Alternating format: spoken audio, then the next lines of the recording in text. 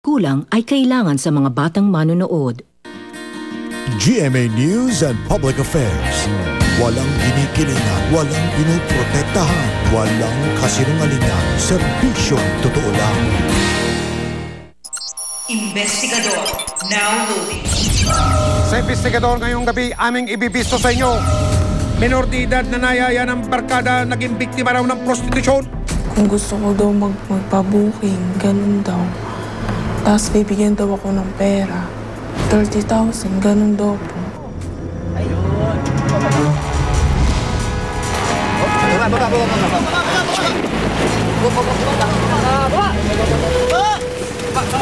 Tanto ka! Bakit pag-trafficking ka? Huli sa aming hidden camera.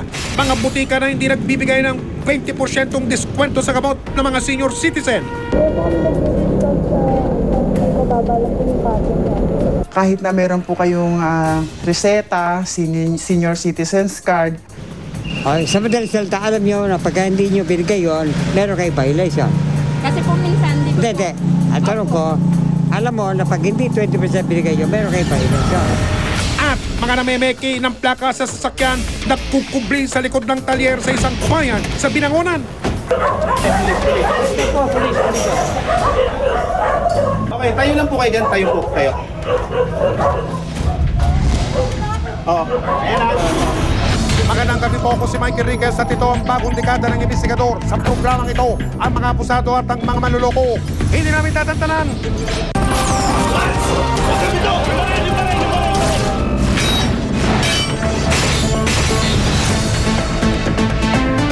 Discount para kina lolo't lola, pinagkakait pa ng ilang butika sa Bulacan. Ang lupit naman talaga. 3 butika, isang reklamo. Pag senior, off lang po. Off lang. Hindi ko lang kami. Ay, 2% lang po. So, target lang. Yung ang nag-discuss sa nagkababala ko yung pato niya. Maraming matatanda ang apektado. Ano kayang batas ang nilalabag nila? Maaga pa lang ginising na si Rosalina Ramos o Lola Charing, 72 taong gulang. Sa loob ng isang buong araw, naglalako siya ng plastik sa palengke ng Blumentritt sa lungsod ng Maynila. Ang kinikita niya sa bagapon, hindi hihigit sa 150 piso. Ako, tumanda ako sa hanap buhay na magtitinda sa umaga, kung ano-ano, mamamalansa, maglalabada sa tanghali hanggang gabi, alas 12 ng gabi. Kagustuhan ko lang na mag-aral ko mga anak ko. Na tumilapon ako, tumama ako sa bangkitang ganun, nabalian ako, kaya hindi na ako pwedeng mamalansa mo na muna, medyo kalabuan na ng mata ko. Kaya ang ginagawa ko, bakit ko nga ba hindi sasabihin, hindi ko na makasala. Nagtitinda ako ng plastic. Bagamat nasa dapit hapon na ang kanyang buhay, kailangan pa rin magbanat ng buto ni Lola Charing para tulungan buhayin ang ilan sa kanyang mga apo at apo sa tuhod. Magsasaing po, pagsasaingin ko yung magmuna kahit na kalahating kilo o 3-4, yung maghapon yun.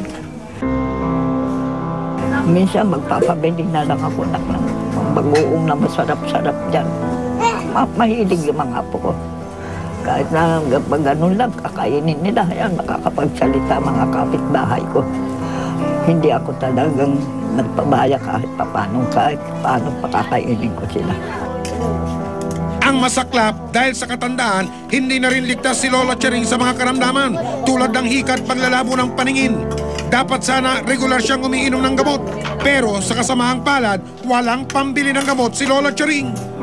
Gusto ko mong bumili ng halos wala namang matitira doon sa kinikita.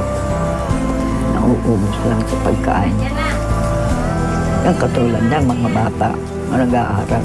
Marami pa nga akong ulang, hindi ko pa nabibili na ibibigay. Isa lang si Lola Charing sa mahigit 6 na milyong senior citizen sa Pilipinas. At para matulungan ang mga nagkakaedad tulad ni Lola Charing, isinabatas noong 1992 ang Senior Citizen Act at huling naamyendahan noong taong 2010. Mostly, halos lahat ng senior citizen sa panahon ngayon ay wala ng hanap buhay. Itong bagong batas natin, ito ay pinalawag ang karapatan ng mga senior citizen na 20% discount and VAT exemption. Pero tila raw isa ito sa batas na karaniwan binabaliwala. Tulad na lamang ng impormasyong nakarating sa investigador, sa bayan daw kasi ng Santa Maria sa Bulacan, ang ilang butika tila deadma sa batas na ito. Bumili po ako ng gamot ng tatay ko para sa high blood. Diyan po sa tapat ng ospital sa Santa Maria, kahit na meron po kayong reseta, senior citizens card, at saka yung authorization letter, 3 butika po talaga ang hindi nagbibigay. At sa tulong ng isang asset na isang senior citizen, tiniktikan ng investigador ang mga butika para patunayan ang sumbong na natanggap namin. Sa butikang ito, sinubukan ng aming asset na bumili ng gamot na karaniwang kailangan ng mga katulad niyang senior citizen. Magkano po itong gamot ko na ito? Ito po 20. 20 pesos. Opo. Tapos itong 10 piso. Matapos ang transaksyon, Magkano pong discount pagka sa senior citizen? aba very good, sinusunod naman pala nila ang batas. Pero bakit nang lumipat na kami sa ibang butika na malapit sa ospital? Nako, tila may kanya-kanyang batas na sila pinaiiral. Dito sa DLQ Butika, ang ibinibigay na diskwento kapos ay sus. Doon sa isa, 3% lang. Sabi ko, bakit naman 3% lang? Ang sabi ko, di ba 20% sa mga senior? Sabi niya, yun lang daw talaga ang ano nila, kayang ibigay. Discount po kayo. Pag senior, what lang po? What lang? Gagawin lang kami. Sa katabi naman itong Parmasya Luciano, abay, mas mababa pang diskwento. May discount sa ano? Senior? Ay, 2% lang po. Akala namin todo na ito, but no.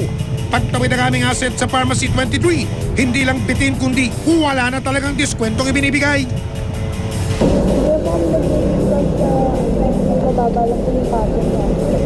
Doon naman sa Pagnatlo, yun lang daw talaga ang hindi silang bibigay kasi mababa lang daw ang presyo ng ano nila.